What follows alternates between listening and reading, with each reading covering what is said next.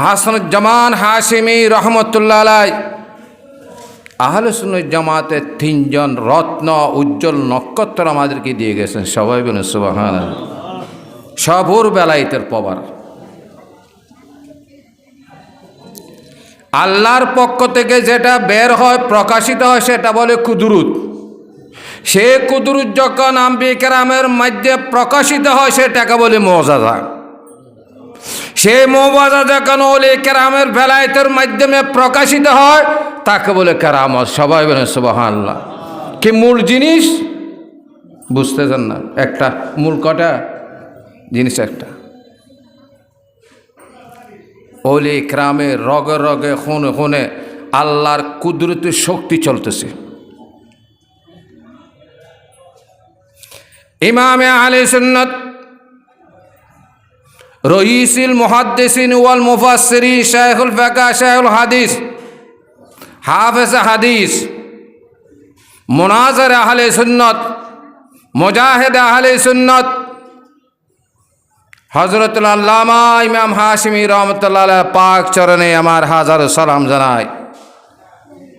ওয়া উস্তাদুল মুকাররম আবুল ফরাজ হযরত আল্লামা বজরুল হাশিমির পাক চরণে আমার হাজারো সালাম জানাই। ওয়াস্তাদুল মুকাররম ফকিহ বাঙ্গাল মুফতি আমির হাশিম রহমাতুল্লাহ আলাইহির দরবারে আমার হাজারো সালাম। উপস্থিত এবং রসুল প্রেমিক ভাইরা, অলি প্রেমিক ভাইরা, আসসালামু আলাইকুম ওয়া রাহমাতুল্লাহি ওয়া বারাকাতুহু। সিদ্দিক আকবরের মাহফিল আজকে হাশিমের দরবারে চলতেছে। সবাই বলেন সুবহানাল্লাহ। যে সিদ্দিক আকবরের বিষয়ে আল্লাহ তাআলা অনেক কোরআনে কারীমের আয়াত অবতীর্ণ করেছেন। সুবহানাল্লাহ বলেন। وَسَيَجَنَّبُهَا الْأَتْقَى الَّذِي يُؤْتِي مَالَهُ يَتَزَكَّى। আমার আল্লাহ বলেন সূরা লাইলের মধ্যে 30 পারা, তাতে অনেক দূরে রাখা হবে কাদেরকে? সিদ্দিক আকবরের শানে এই আয়াতে কারিমা অবতীর্ণ হয়েছে। আতকা মানে নবীর উম্মতের মধ্যে যিনি সর্বাপেক্ষা যিনি উত্তম, যিনি মুত্তাকি পরহেজগার, ওই পরহেজগারকে মুত্তাকিকে আল্লাহ জাহান্নামের আগুন থেকে দূরে রাখবে। সবাই বলেন সুবহানাল্লাহ। মুত্তাকি, কামেল মুত্তাকি দূরে রাখা হবে। এই আয়াতে কারিমা সিদ্দিক আকবর শানে অবতীর্ণ হয়েছেন। শুধু তাই নয়, সিদ্দিক আকবর উপর কারো অনুগ্রহ কর্জ নাই, কিন্তু সিদ্দিক আকবর অনুগ্রহ হেসান দ্বীন ইসলামের উপর আছে। সবাই বলেন সুবহানাল্লাহ। সিদ্দিক আকবর রাদিয়াল্লাহু তাআলা নিজের ধন সম্পদ আল্লাহর সন্তুষ্টির জন্য বিসর্জন দিয়েছেন। ওয়ালা সাওফা ইয়ারদা, আল্লাহর সন্তুষ্টির জন্য।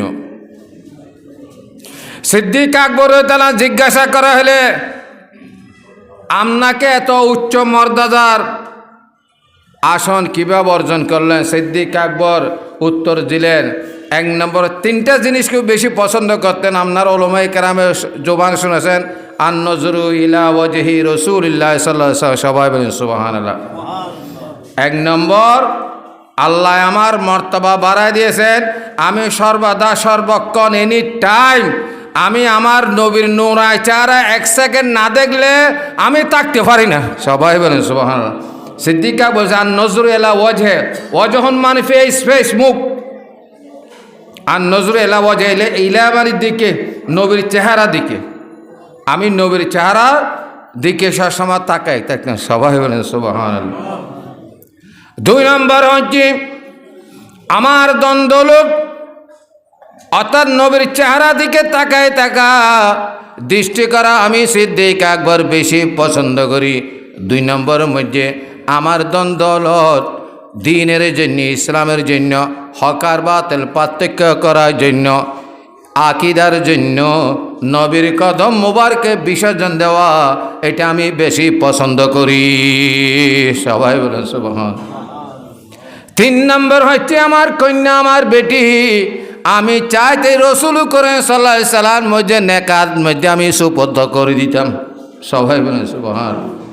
করে দিয়েছে তিনটা, এই 3টা বেশি পছন্দ করত। এই 3টা, 1 নম্বর মধ্যে কি, নবী চৌরার চেহারা মুবারক দর্শন করা। সবাই বলেন সুবহানাল্লাহ। দিদারে মুস্তাফা। আপনারা শুনেছেন গারে সৌরের মধ্যে 3 রাত্রি ছিল, যখন বের হয়ে মদিনা শরীফ রওনা হয়েছেন, ইয়ারে গার সিদ্দিকা রাদিয়াল্লাহু তাআলার সাথে ছিলেন। রাত্রে সফর করতেছে, মদিনা শরীফ পৌঁছতে পৌঁছতে সুবহ সাদে কইছে নামাজ আদায় করলেন। আপনাদেরকে সংক্ষেপে ইঙ্গিত দেওয়া যাইতেছি। সিদ্দিক আকবরের শান, আসমানও চলতেছে। সবাই বলেন সুবহানাল্লাহ। সে জমিনে নয়, আসমানও। যখন সকালে সকালে মদিনা শরীফের দিকে পৌঁছল, একটি বৃক্ষের নিকটে সিদ্দিক আকবর রাদিয়াল্লাহু তাআলা রসুল করিম সাল্লাল্লাহু আলাইহি সাল্লাম সহ অবস্থান করলেন, এবং নবী আসতেছে এই সংবাদ শুনিয়া মদিনাবাসীর ছোট বড় তরুণ তরুণী কিশোররা দলে দলে ঘর থেকে বের হয়ে গেছে। সবাই বলে সুবহানাল্লাহ। বের হয়েছে নবীকে দেখার জন্য। তার মধ্যে আনসারও ছিল এবং মদিনাবাসী ছিল। মদিনাবাসীর মধ্যে এমন লোক ছিল যারা কোনোদিন নবীকে দেখে নাই। সবাই বলে সুবহানাল্লাহ। তারা দৌড়ে দৌড়ে আসলো। সিদ্দিক আকবর চিন্তা করতেছে যে হিসেবে মদিনাবাসীরা নবীর সাক্ষাতের জন্য দিদার উদ্দেশ্য নিয়ে ঘর থেকে বের হয়ে কিশোর কিশোরা তরুণ তরুণীরা যুবক বৃদ্ধ আবাল এবং পুরুষেরা দৌড়তেছে। এখন কি করা যায়? যখন সূর্য একটা উদয় হইল, যারা নবীকে দেখে নাই তারা আসিয়া সিদ্দিক আকবরের সিদ্দিক আকবরকে নবী মনে করে সালাম করতেছে, দিদার করতেছে। সিদ্দিক আকবর বুঝতে পারল এরা কোনোদিন নবীকে দেখে নাই, সেই জন্য তারা আমাকে নবী মনে করছে। সবাই বলে সুবহানাল্লাহ। তারা নবী মনে, যারা দেখে নাই, সিদ্দিক আকবর তাড়াতাড়ি কি করলেন, যেহেতু কেন সিদ্দিক আকবর রাদিয়াল্লাহু তাআলা আনহু 3 রাত্রি গাড়ি শোরের মধ্যে ছিল, আল্লাহর নবী থেকে এমন ফয়েজ অর্জন করেছে, নবীর চেহারা সিদ্দিক আকবরের চেহারার সাথে মিল হয়ে গেছে, ফয়েজ অর্জন করেছে। শাহ আব্দুর রহমান তাআলা কিতাবের মধ্যে লিখেছে, এটা মুকুর কথা না, বানাওয়াটি কথা না, এটা ইউটিউবের শুনিয়া এই ওয়াজ না, এই দরবারে এগুলো চলে না। সবাই বলে সুবহানাল্লাহ। মুফতির ডিগ্রি, মুহাদ্দিসের ডিগ্রি, হাদিসের ডিগ্রি এই দরবারে বাইরে রাখি আসতে হবে মনে মনে। সবাই বলে সুবহানাল্লাহ। আর রহিসুল মুহাদ্দিসিন ওয়াল মুফাসসিরিন শুয়ে আছেন, সব শুনতেছে। সিদ্দিক আকবর রাদিয়াল্লাহু তাআলা তাড়াতাড়ি কি করলেন, মদিনাবাসীরা আমাকে নবী মনে করতেছে, প্রায় নবীর চেহারার সাথে মিল হয়ে গেছে। 3 দিন ছিল গারে সৌরের মধ্যে। তাড়াতাড়ি সিদ্দিক আকবর রাদিয়াল্লাহু তাআলা সূর্য যখন উদয় হয়ে গেল, চাদরটা মুখের মধ্যে টানিয়া দিল। সবাই বলেন সুবহানাল্লাহ। এবং ডাক দিয়েছে এই মদিনাবাসীরা, আমি সিদ্দিক আকবর, আমি নবী নয়, এটা হচ্ছে হয়াত নবী, জিন্দা নবী। এই নবীর সাথে তোমরা মোলাকাত করো। সবাই বলেন সুবহানাল্লাহ। সিদ্দিক আকবর তাড়াতাড়ি মুখের মধ্যে পর্দা দিলেন। হ্যাঁ, সিদ্দিক আকবর তো জানে তারা নবীকে দেখে না, আমাকে নবী মনে করে নবী স্বীকার করে। সবাই বলে সুবহানাল্লাহ। এটা যদি আমাকে নবী স্বীকার করে তাহলে তো ইমান তো ধ্বংস হয়ে যায়। নবী তাহার জামান খাতামুন নবীন, আর কোনো নবী আসবে না। সিদ্দিক আকবর বলতেছে 3 রাত আমি যে ফয়েজ অর্জন করেছি, আপনারা শুনেছেন রসুল পাক সাল্লামের মুআজিজা। আমি খণ্ড খণ্ড এই সংক্ষিপ্ত টাইম ইঙ্গিত দিয়ে যাইতেছি। ওখানে কাফেররা পৌঁছে গেছে। রসুল ভাই ইসলাম সিদ্দিক আকবর নিয়ে যে গুহা গারে সুর, সেখানে হুজুর ইঙ্গিত দিয়েছেন গারে সুর ব্যাপারে আউ্বল। কারণ সিদ্দিক আকবর বলতেছে, ইয়া রাসূলুল্লাহ কি আপনি আউ্বল, আপনি প্রথম না আমি প্রথম?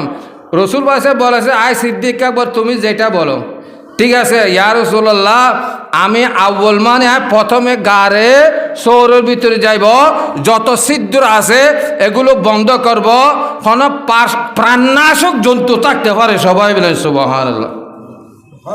এটি নবীতে আউ্বল কি এখানে সিদ্দিক আকবর বলতেছে জান গেলে আমার যাবে কিনা, আমার নবীকে আক্রমণ করতে দিবে না। সবাই বলেন সুবহানাল্লাহ। কি রসুল ভাই ছেলেটা মশলা ভাঙিয়েছে, আয় সিদ্দিক আকবর তুমি এ গারে সৌর মসজিদ তুমি প্রথম, কিন্তু আমার রোজা পাকের মধ্যে তুমি সিদ্দিক আকবর দ্বিতীয়, আমি নবী প্রথম। সবাই বলেন সুবহানাল্লাহ। নবী আগে গেছে না, মোদি শরীফের কে দফন আগে হয়েছে না, তারপর সিদ্দিকে এটা বুঝাতে চাইছে। সিদ্দিক আকবর রাদিয়াল্লাহু বলেন, আল্লাহর নবী বলেন এই গুহার মুখের মধ্যে মাকড়সা জালি বানাইছে, মাকড়সা জালি বানাইছে, কবুতরের ডিম দিছে, কবুতরের বাসা বানাইছে, ডিমি দিছে। সিদ্দিক আকবর বলতেছে, ইয়া রাসূলুল্লাহ কাফেরদের ট্যাং পা দেখা যাইতেছে, সম্ভবত আমাদেরকে যদিও প্রবেশ করে। নবী বলছেন, ইয়া সিদ্দিক আকবর তুমি চিন্তা করিও না, যেখানে নবী আছে, যেখানে সিদ্দিক আছে, সেখানে আমার আল্লাহ আছে। সুবহানাল্লাহ। যেখানে আল্লাহ আছে কিসের ভয়? ইয়া রাসূলুল্লাহ যদিও প্রবেশ করে ঢুকে যায়, আয় সিদ্দিক আকবর চিন্তার কোনো কারণ নাই, যদিও ঢুকি যায় আমরা এদিকে চলে যাব। সবাই বলে সুবহানাল্লাহ। কি দেখিল? সিদ্দিক আকবর যে তালানকে বলল, আয় সিদ্দিক আকবর আমার আঙ্গুল মুবারকের দিকে তুমি দেখো না, যদি তারা যদিও ঢুকে প্রবেশ করে আমরা এদিকে চলে যাব। রসুল পাইছিল আঙ্গুল মুবারককে যখন ইঙ্গিত করলেন, সিদ্দিক আকবর আঙ্গুল মুবারক সোজা দেখতেছে ওখানে আরেকটি জগৎ। সবাই বলেন সুবহানাল্লাহ। আরেকটা কি?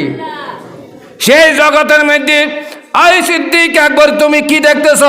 ইয়া রাসূলুল্লাহ আরেকটা জগৎ দেখতেছি, যে জগতের সমুদ্রের মধ্যে বড় বড় সুন্দর স্টিমার এবং কলমা সংযুক্ত পতাকা স্টিমার দেখতেছি, হয়তো তোমাকে কিছুক্ষণ পরে ডাকবে।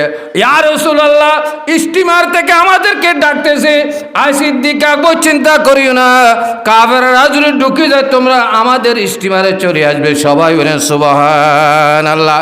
ওয়ামা আরসালনাকা ইল্লা রাহমাতাল লিল আলামিন। 18,000 মহলুকাতের জন্য আমার নবীকে দয়াবান নবী বানায় পাঠাইয়েছেন। এটা আলেম নয়, এটা জঘন্য। শুধু আরো অনেক জগৎ আছে, সে জগৎ একটি জগৎ দেখাইছে সিদ্দিক আকবরের। সবাই বলে সুবহানাল্লাহ। আল্লাহ পাক সুবহানাহু ওয়া তাআলা সবাইকে আমল করার শক্তি তৌফিক দান করুন। আপনারা কি ভাবেন? কিয়ামতের দিন ভাবেন কি ভাবেন? হযরত সিদ্দিক আকবর রাদিয়াল্লাহু তাআলা আলী রাদিয়াল্লাহু তাআলা চেহারার দিকে দিয়ে মুস্কি হাসি দিতেছে। আলী রাদিয়াল্লাহু তাআলা জিজ্ঞাসা, আয় খলিফাতুর রাসূল আপনি আমাকে দেখে মুস্কি হাসতেছে কেন?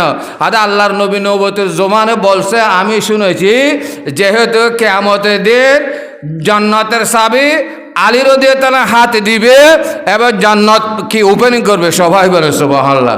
হয়তো সে যে নামে হাসতেছি। আবার আলী রাদিয়াল্লাহু তাআলা কিছুক্ষণ পরে সিদ্দিক আকবর রাদিয়াল্লাহু তাআলা চেহারা মুবারকের দিকে দেখে দেখে হাসতেছি। সিদ্দিক আকবর রাদিয়াল্লাহু তাআলা জিজ্ঞাসা করেন, আয়েশা ইসা বেলায়ত আই আলী রাদিয়াল্লাহু তাআলা আপনি আমার চেহারার দিকে দেখে দেখে কেন হাসতেছেন? আলী রাদিয়াল্লাহু তাআলা বলতেছে, আয় সিদ্দিক আকবর রাদিয়াল্লাহু তাআলা আনহু আল্লাহর নবীর নবুয়তের জবানে বয়ান দিতে আমি শুনেছি, হয়তো আমি চাবি দিয়ে জান্নাত খুলব, যাদের অন্তরে সিদ্দিক আকবরের মহব্বত ভালোবাসে তাদেরকে আমি জান্নাত খুলে দিব। সবাই বলেন সুবহানাল্লাহ। আর যাদের অন্তরে সিদ্দিক আকবর দুশ্মনী আদওয়াতি শত্রু আছে তারা জান্নাত দেখবে না। আপনাদেরকে জান্নাতে নিয়ে যাবে সিদ্দিক আকবর মাহফিলে খানে কাশের মধ্যে, এই মাহফিল খানার মধ্যে একজন জিন্দা ওলি হক্কানি রব্বানা আলেমকে সামনে রাখিয়া সিদ্দিক আকবর ফাতেহার মধ্যে আর্থিক সারি সহযোগিতা করেছেন। এগুলো বিতে যাবে না, এগুলোর বিনিময়ে ডাইরেক্ট জান্নাত। সবাই বলে সুবহানাল্লাহ। আলী রাদিয়াল্লাহু তাআলা কিতাবের মধ্যে লেখে শাহাদাতুন আহমদ আল্লামা নূর আব্দুর রহমান জামি রাহমাতুল্লাহ আলাইহি কিয়ামতের দিন সিদ্দিক আকবর প্রেমিক এবং আলী রাদিয়াল্লাহু যারা সিদ্দিক আকবর মাহফিল করে তাদের হিসাব কি থেকে সিদ্দিক আকবর তাদেরকে হাত ধরে ধরে জান্নাতে ঢুকিয়ে দিবেন। সবাই বলেন সুবহানাল্লাহ। আল্লাহ পাক সুবহানাহু ওয়া তাআলা আপনাদের উপস্থিতি কবুল করুক। সিদ্দিক আকবর ছিলেন আমাদের মা বাবার জীবনের গুনাহ ক্ষমা করুক। যিনি রইসুল মুহাদ্দিসিন ওয়াল মুফাসসিরিন শাইখুল হাদিস শাইখুল ফাকা, যিনি শুইয়াছেন আমাদের সব কিছু, ওনার বেলায়েতের উসিলায়, ওনার বেলায়েতের সদকায় আমাদের অতীত জীবনের গুনাহ ক্ষমা করে দেন। আল্লাহ সবাইকে আমল করার শক্তি আর তৌফিক দান করুন।